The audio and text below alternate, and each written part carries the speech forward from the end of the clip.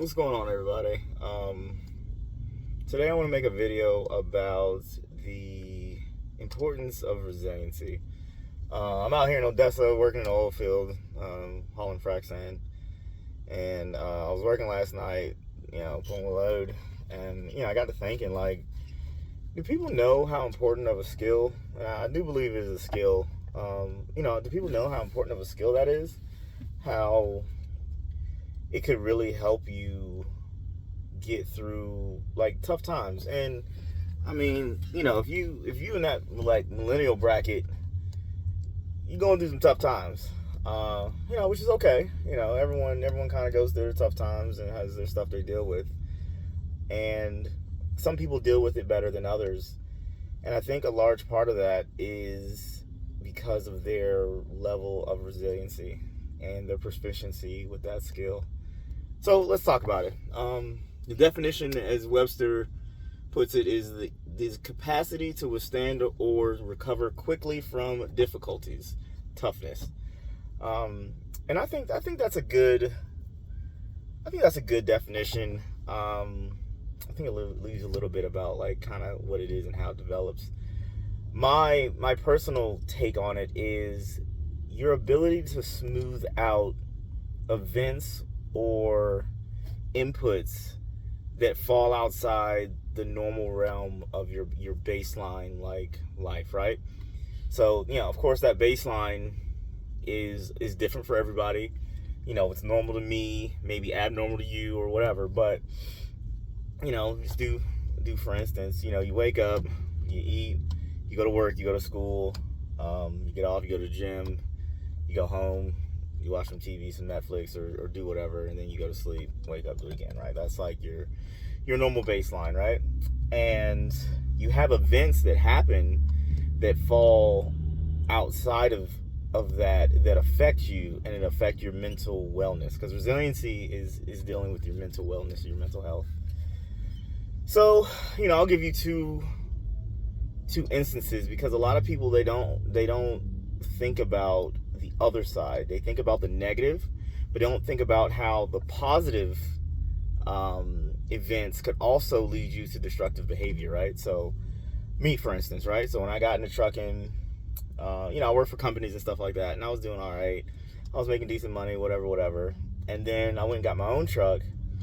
And, once I figured it out and kind of figured out what I needed to do and everything, there was it was multiple months, but there was one month, like the first month this happened, I made like 10, 12 grand in the month, right? And, for me, I've never had that kind of money. I grew up, middle class or whatever, having, that kind of money for my bank account to go from like $1,000 to $10,000 in the course of 30 days. For me, I know some people, but for me, that's a lot of money. And for my mindset at the time, I was like, oh man, this is so much money. Oh man, I made it. I'm doing good. And I let that event that was outside the normal course of my baseline push me into destructive behavior, which in this case was spending more money than I should have, right? So had I been resilient, I would have understood that I need to level this event out, right? I need to understand, like, hey, I understand this is really good, but let's keep a more even keel, and let's be smart about this. Let's, settle down and take a minute and think about things. And, I have some tools and stuff like that, mental exercises that I can do that I'll share with you that would have helped me in that situation that I developed through trial and error and experience. So, that's like a positive one, right? So, like another negative one, a real life, experience for me, in 2020, my wife passed away. And, that's, that's way outside the norm, obviously. And, that really pushed me to a bad space where, luckily, because I have 3 beautiful children that I really feel responsible and beholden to, I didn't engage in more destructive behavior than than I did, So in that moment, the tools and the tactics that I'm going to share with you could have really helped and really would have been a benefit for me in that time. So, obviously, anyone can come up with 100 negative things, but I just wanted to throw that positive one in there because that's also something that a lot of people I don't think consider. So, let's go over some of the, the tools that I would have deployed if something like that happened to me now, right? So one of them, I call them mental anchors, right? So what that to me means is preparing yourself and setting up these anchors ahead of time. Because I think resiliency, it's a skill that you have to build in peacetime, so to speak, right? Like you can't be going through a traumatic event or, a super positive event and try to develop your resiliency in that moment, right? Like that's not going to work out for you. It's not going to do what you want. So, when you are in your baseline kind of operation and mode, do some of these drills. And for me, the one that would help out or that helped out is write down the 5 best things that you could imagine happening to you in real life, right? So like, meeting the woman in your dreams, or, partner, person of your dreams, excuse me. Coming into a lot of money, getting a new job, whatever you can imagine is a great thing that can happen for you, like the best thing that can happen for you that you could ever imagine, and drill down and really in your mind imagine that thing happening for real, right? Feel the emotion, contemplate how you would feel, and then go over what your next steps would be after that thing happens, immediately after that happens. I win the lottery. I come into hundreds of millions of dollars. What would I do? Would I just go fly off to an island somewhere and start spending money or whatever? What would you do? Would you hire a lawyer to manage your assets that you just gained? Whatever. Would you cut off your family, cuss out your boss? What would you, in your shoes, really do? A lot of times when people win the lottery, statistics say that a lot of those people are broke in a few years. And I think that is because they've never considered that could actually happen to them. So when it does, they have no earthly idea on what to do. Like you never even thought about it. You never considered it really, and I think that having at least a plan or having thought about it in the past with like intention though, like really like look up, like lawyers or whatever, like, oh, this is what I would buy, this is what I would want, or this is what I would do. And like act like it's really happening to you, because you're going to feel it and you're going to have some of that experience, so to speak, even if it's just a simulation, some of that experience. So when a good thing does happen, you're not as shocked by what's actually going on. And of course, it's not going to be to the magnitude, but it'll be, it'll help you out. It'll really help you out and help smooth out that spike. Because to me, that's what resiliency really is. You have these spikes, and if you've prepared, even if just in your mind a little bit, it'll help smooth it out so it's not so far outside of your norm, right? And I mean, the same thing goes with the negative, and I know people don't like to do this. That's why so many people pass without wills. And, and I understand, it's hard to talk about, your mortality or someone else or the bad things because it makes you feel bad. But that's the point. You feel it and you understand a little bit more and you're inoculated. It's kind of like vaccines, right? And whatever, however you feel about them, the premise of them, if you were believe or whatever, is that you expose yourself on a lower scale, so that if you encounter the real thing, the shock to your body isn't as prevalent, isn't as big, right?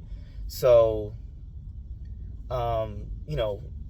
push through it. I know it, it sucks to think about truly what the worst things that can happen to you are, but it'll help build that resiliency. It'll help build that mental, filter where if something truly, like, God forbid, if something truly bad happened, you won't be so caught off guard. Because what's the first thing that people say when, like, their house burns down, or, someone dies in a car accident or something like that? It's, I never thought this could happen, and I don't know what to do. Those are the two things people say the most is, I never thought this would happen, and I don't know what to do. And if you kind of sit down and you write out, like, call a funeral home, notify kin, do this, passwords, emails, bank accounts, whatever.